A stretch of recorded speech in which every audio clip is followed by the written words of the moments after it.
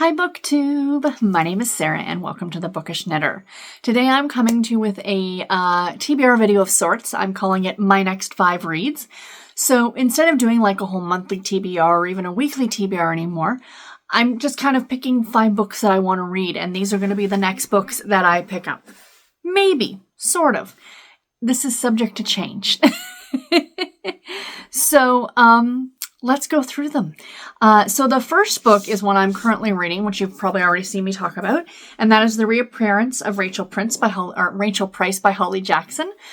This is her newest novel. It just came out, and it is about a 18-year-old girl, who when she was 2, her mother disappeared.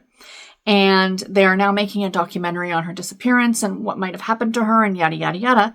And then, as the title suggests, the mother makes a reappearance. And now she's back, and now they're trying to figure out where she went and what happened to her, in the events and all that stuff. And is she really who she says she is, kind of an idea. So it's getting creepy. I'm about 100 pages into this one so far, and I am enjoying it. So I will keep you guys updated. Stay tuned for my daily videos, almost daily videos that I do kind of like little reading updates on.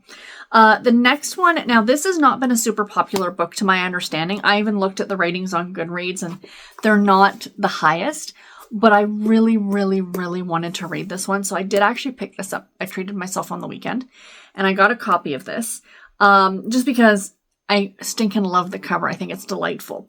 And this is When Grumpy Met Sunshine by Charlotte Stein. This is, of course, a Grumpy Sunshine romance, and it is probably my new favorite trope, mainly because it is my trope.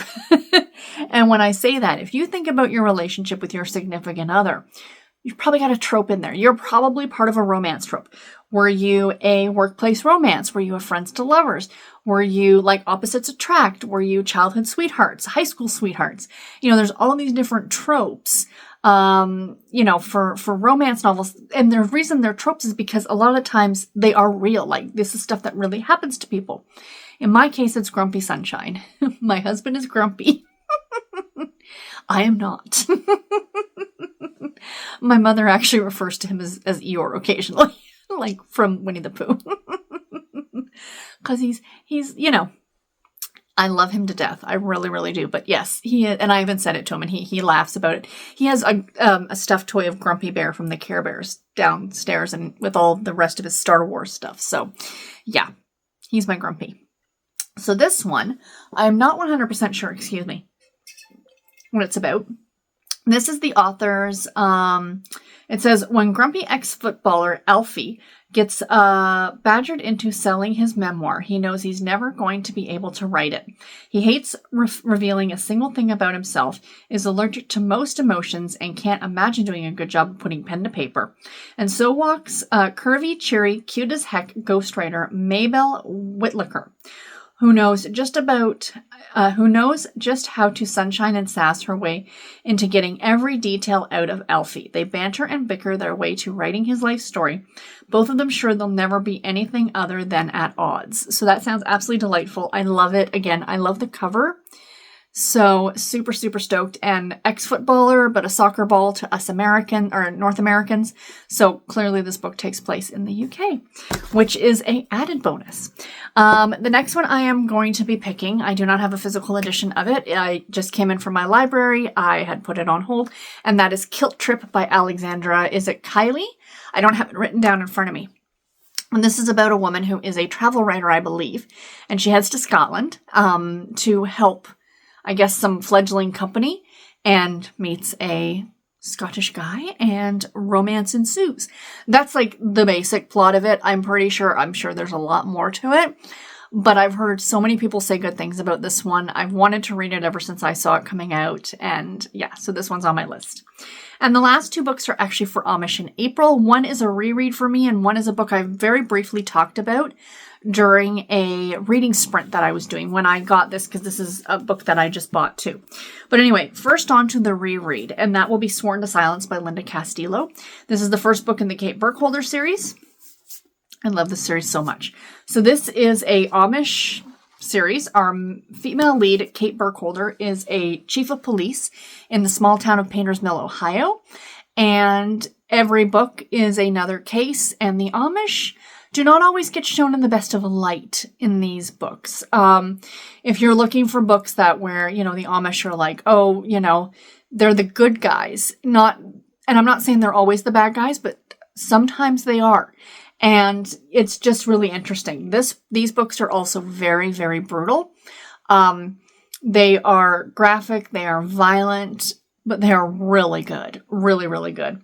In the sleepy rural town of Painters Mill, Ohio, the Amish and English residents have lived side by side for 2 centuries.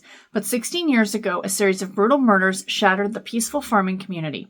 In the aftermath of the violence, the town was left with a sense of fragility, a loss of innocence. Kate Burkholder, a young Amish girl, survived the terror of the slaughterhouse killer, but came away from its brutality with the realization that she no longer belonged with the Amish. So she grew up Amish, left them, went to Chicago, I think it was Chicago, became a police officer, and is now back in town as the chief of police, as I said. So if you are an audiobook reader, I highly recommend the series on audio because the woman who does the narration does a brilliant job bringing Kate Burkholder to life. It is fantastic, and I love them.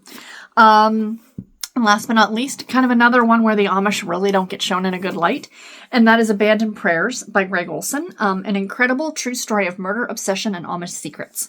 So he wrote the book If You Tell, which I read, and I really enjoyed it. He does true crime. Not everything he does is true crime, but most of it is.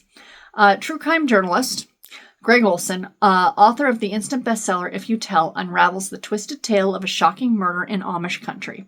On Christmas Eve, 1985, a hunter found a young boy's body along an icy cornfield in Nebraska.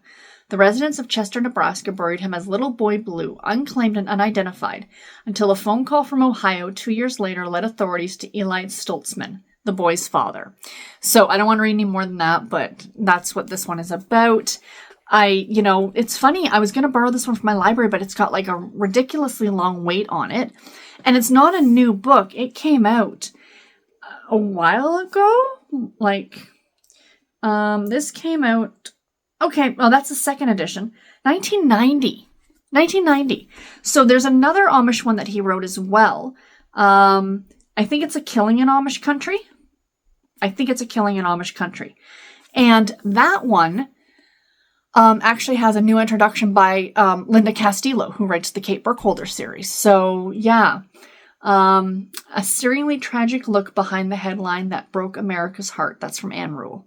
I am really looking forward to this one, you guys. I know that sounds like a weird thing to say, but I think it's going to be really, really interesting. So anyway, so those are my next 5 books, my friends. Not necessarily in that order, but those are the next ones that I'm going to pick up. And stay tuned on Friday. I am going to be doing my next group of category romance books. You can see what I will be reading for those.